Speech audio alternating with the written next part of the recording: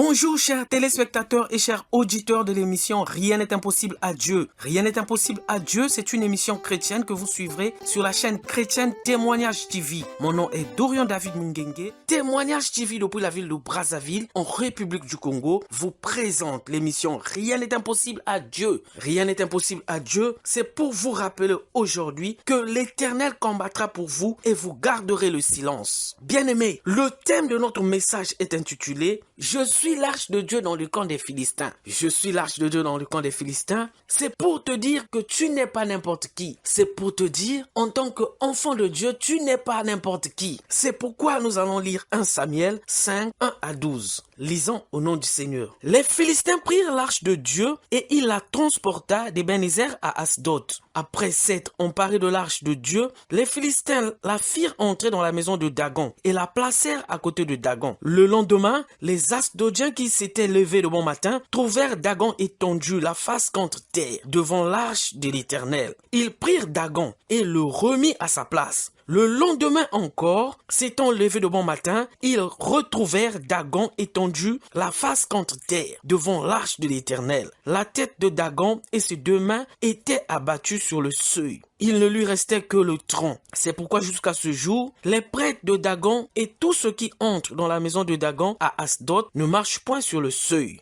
La main de l'Éternel s'apaisantit sur les Asdodiens et il mit la désolation parmi eux. Il les frappa d'hémorroïdes à Asdod et dans son territoire. Voyant qu'il était ainsi, les gens d'Asdod dirent « L'arche du Dieu d'Israël ne restera pas chez nous, car il apaisantit sa main sur nous et sur Dagon notre Dieu. » Et ils firent chercher et assemblèrent auprès d'eux tous les princes des Philistins. Et ils dirent « Que ferons-nous de l'arche du Dieu d'Israël » Les princes répondirent « Que l'on transporte à Gath l'arche du Dieu d'Israël. » Et l'on y transporta l'arche du Dieu d'Israël. Mais après qu'elle eut été transportée, la main de l'Éternel fut sur la ville, et il y eut une très grande consternation. Il frappa les gens de la ville depuis le plus petit jusqu'au plus grand. Ils eurent une éruption d'hémorroïdes. Alors ils envoyèrent l'arche de Dieu à Écron. Lorsque l'arche de Dieu entra dans Écron, les Écroniens poussèrent des cris en disant « On a transporté chez nous l'arche du Dieu d'Israël pour nous faire mourir, nous et notre peuple. » Et ils firent chercher et assemblèrent tous les princes des Philistins. Et ils dirent « Renvoyez l'arche du Dieu d'Israël, qu'elle retourne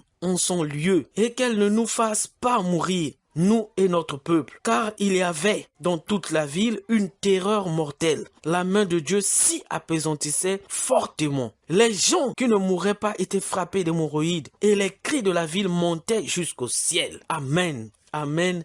Amen. Bien-aimés, nous pouvons retenir que Dieu est plus puissant que n'importe quelle statuette ou petit Dieu fabriqué par les mains de l'homme pour l'homme. Notre Dieu est plus grand. L'Éternel Dieu des armées est parfaitement miséricordieux et parfaitement juste. Les ennemis d'Israël ne savaient pas, comprenant l'arche de Dieu, ce qui allait arriver ensuite. Comme ils avaient battu Israël à 2 reprises, ils étaient alors très contents d'emporter l'arche de l'Éternel dans leur camp, dans la maison de leur petit Dieu, Dagon, qui fut lui-même frappé par la main de l'Éternel, avant même que l'Éternel sème la désolation dans le camp de l'ennemi. Bien-aimés, les Philistins croyaient utiliser l'arche de Dieu pour leur compte, peut-être comme un trophée, mais ils ne savaient pas ce que Dieu allait faire dans leur camp. Dieu lui-même savait ce qu'il réservait à ses ennemis. Dieu sema la désolation dans le camp des Philistins. Je prie que la main de Dieu Tout-Puissant s'apaisantit sur toutes les personnes qui veulent te faire du mal au nom de Jésus. Bien-aimé, je ne sais pas qui a pris tes empreintes, qui a pris tes cheveux, tes ongles,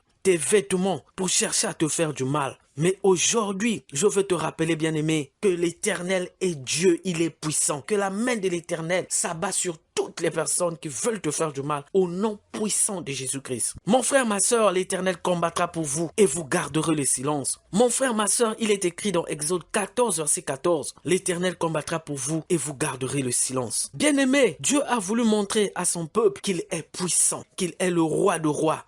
Voilà comment Pharaon montait d'orgueil. Il s'est dit, mais qui va encore travailler pour nous? Ils avaient toujours besoin d'esclaves, va demander à son armée et lui-même de rattraper et de maltraiter de plus en plus le peuple de Dieu. Mais il ne savait pas ce que Dieu allait lui réserver. Mon frère, ma sœur, le peuple devant l'obstacle commençait à douter, commençait à raisonner. Ils avaient oublié que c'est Dieu qui avait permis qu'ils sortent de chez Pharaon. Bien-aimé, Dieu est tellement merveilleux qu'il a montré à son peuple d'enlever la peur, d'enlever le doute et de suivre la direction de Dieu, lui faire confiance en toute assurance. Mon frère, ma sœur, quand Dieu rentre dans un combat, il gagne toujours. Dieu a voulu corriger Pharaon et son armée et leur montrer que l'Éternel est un vaillant guerrier. Il est le seul vrai Dieu. C'est pourquoi Dieu a fait éclater sa gloire. Il a précipité le cheval et son cavalier dans la mer de l'oubli. Il a lancé dans la mer les chars de Pharaon, son armée et ses combattants d'élite. Ils les ont tous engloutis par la mer Rouge. C'est pourquoi nous allons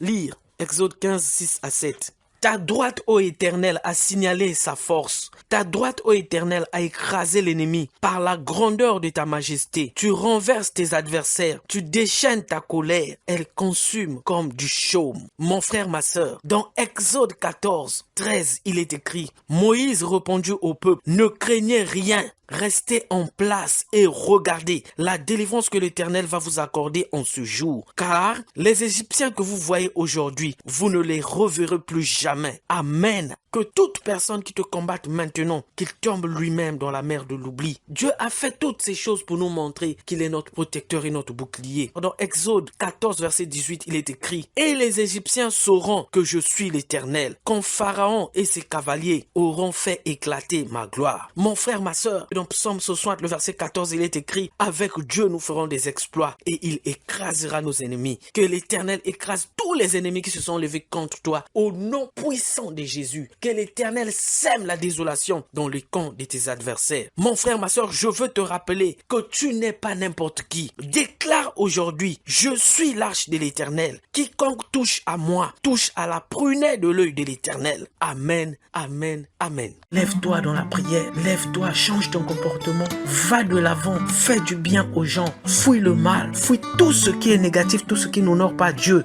Sache que Dieu a besoin de toi, Dieu veut te changer. Dans ta vie à Jésus, reviens à lui. Il peut encore te sauver. Lève-toi dans la prière là où tu es. Commence à prier. Remets ton sort à l'Éternel. Mets en lui ta confiance et il agira. Et demande à l'Éternel de détruire les plans du malin contre ta vie, contre ta famille. Demande à l'Éternel de te protéger. Partout où tu vas fouler tes pieds. Que l'Éternel détruise les pièges de l'ennemi.